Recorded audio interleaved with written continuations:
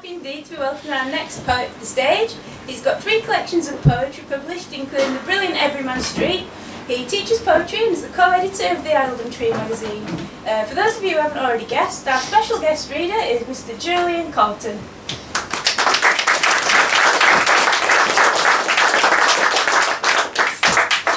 Can't get out.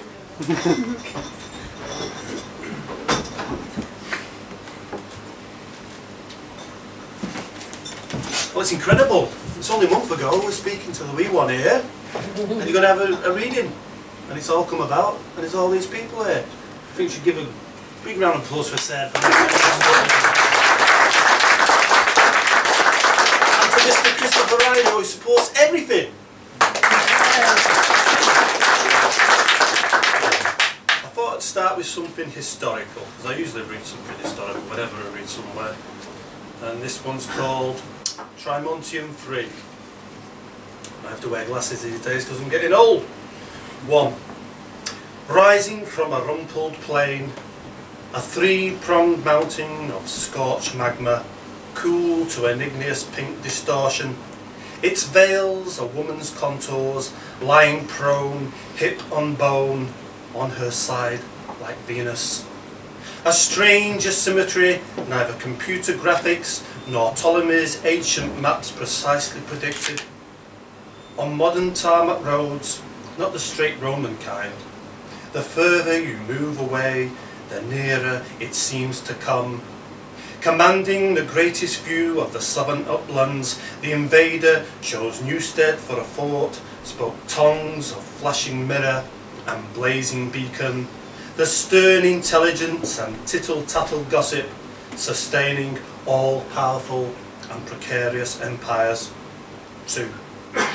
Imagine Romans encamped in winter, thick woolen vests and tunics, wincing winds from the iced northern sea, fort lightning of the resident gods, breaking nostalgic reminiscence of Mediterranean clime, of central heating and warm-watered spa, pottery, metalwork and silk from Byzantium scarcely insulate from cold, drifting snow.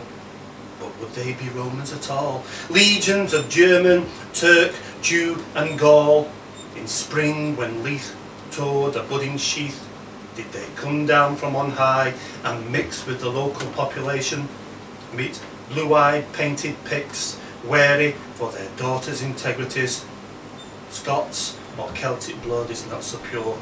A very alien nation, once Saxon, Dane, Angle and Norman, had stirred a heady cultural froth like milky cappuccino in the local caff. 3. As for Agricola's intention, himself a Gaul, to support and preserve the Antonine Wall, from mouth of the Clyde to Firth of Forth, with sword and spear and cunning ken, little did he know that hence, man or woman could fax and rule it all, from far-flung continents, the stroke of the Xeroxed pen.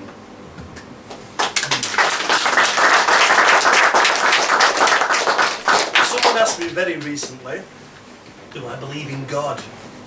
A lot of people ask me that actually. And do I believe in spiritualism or an afterlife? This is my answer. This is on a poet's suicide. It's my view, it's not everybody's. On a poet's suicide. Sorry to be literal, two-dimensional, but what's the poet's fascination with death? This mad desire for demise, oblivion.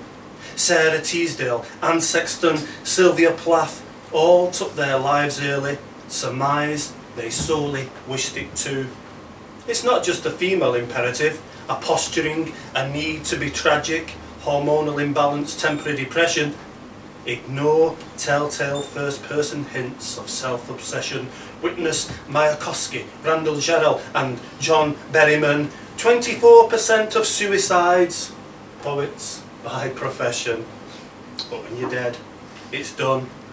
Death has no feelings, no infamies, no introspection.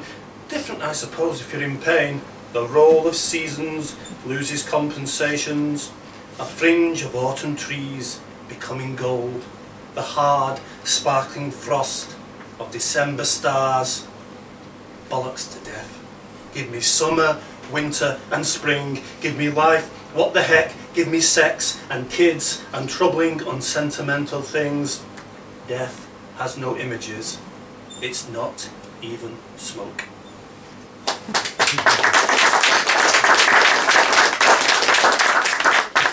I had this collection called Everman Street, and every poem is a street number in the house, in a house number in a street, and it's every poem is about each person in there. So I'm going to read a couple from this as well.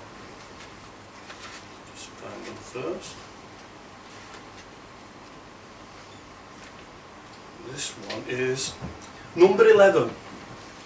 I noticed when I was first moved into the borders, you get a kind of transient population here, and this is a poem about the kind of people who come to the borders who don't stay very long. Number 11. A part-time existence. Nobody in the street knew them, nor saw them moving.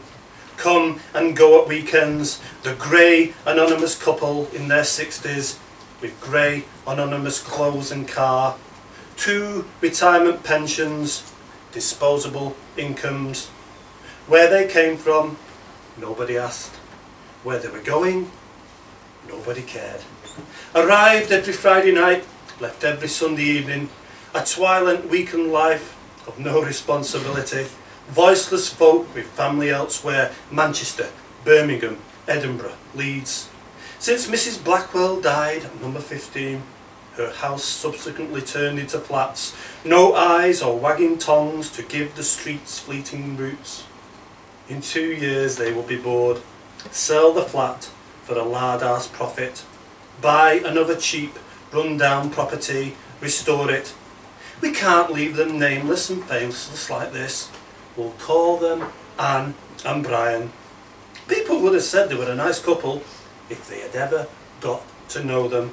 Well, one Saturday night, while watching Celebrity Fat Club, drinking a nice ice-cold beer, Brian had a heart attack.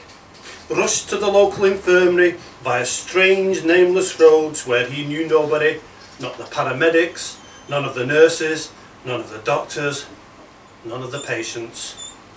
He had no idea what the rolling hills looked like beyond the white A&E walls, would have no taste for the local food, couldn't understand the mumbled dialect, drifting in and out of consciousness, wondering where Anne had gone, not knowing she was making frantic phone calls to panic folk hundreds of miles away. At 4 o'clock in the morning, Anne crying in the closed canteen, oblivious, as the hospital priest gave him his last rites, not sure if he was Catholic, and his family sped up the motorway in the lashing, friendless, freezing rain. He died.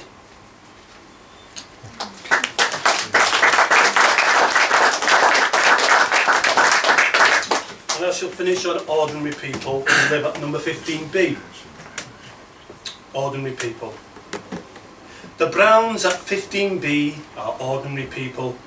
Go to bed and rise early. Don't smoke dope or take hard drugs. Elliot never beats his wife. Marion doesn't nag. Elliot is understanding, rarely looks at other women. Son Robert enjoys school, has no phobias or psychological problems. They keep a fairly tidy house. She is down to 5 fags a day. He drinks 4 bottles of beer a week. Holiday once a year in Lanzarote. Elliot enjoys internet shopping. Takes Robert to football on Saturday afternoon. Plays badly in Sunday League for the Blue Magician. He is a refuse collector at the local council. Takes lots of showers. Smells of cheap after-shave and deodorant. Marion has a job at the newsagents, cleans at the school, town hall and hospital, does a Saturday at the out-of-town Tesco, watches EastEnders and Coronation Street. All this work keeps her figure trim, only her skin hints at ancient poverties. He drives a maroon Skoda. She an old red Fiesta runabout. Both complain there are not enough places on the street to park. He thinks of raising a petition, but quickly remembers his council position. After 10 years, they still enjoy sex together once a week. Kiss Robert goodnight after a bedtime story. The Browns have no known ambitions, no frustrations, no hidden talents. The Browns are the happiest people on Everman Street. Thank you.